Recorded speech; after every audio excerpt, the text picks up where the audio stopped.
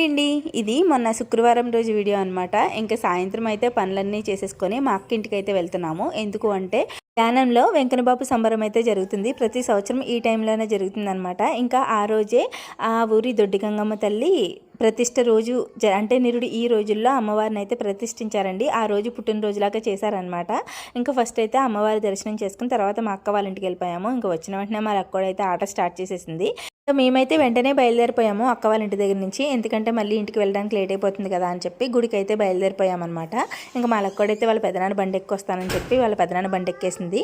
గుడికి అయితే వెళ్ళిపోయాము. వెంకన్నబాబు దర్శనం చేసుకుని అలా తిరణాలలోకి వెళ్ళాము. ఒక వీధి తిరణాలు జరుగుతుందండి. ఇక్కడ లేని వస్తువు ఉండదు. నిరుడు ఈ రోజుల్లోనే నేను పెద్ద ఐరన్ కళాయి ఒకటి తీసుకున్నాను. చాలా మంది అడిగారు ఆ కళాయి గురించి. ఇక్కడే తీసుకున్నాను అనమాట. ఈసారి ఫ్రై ప్యాన్ ఇంకా కళాయి తీసుకున్నాను. క్వాలిటీ చాలా బాగున్నాయి. వీటి రేట్ ఎంత ఉంటుందో గెస్ట్ చేయండి. ఇంకా అక్కడే వేరుశనక్కాయలు అయితే తీసుకున్నాము. ఉడకబెట్టుకుని తింటే చాలా బాగుంటాయి.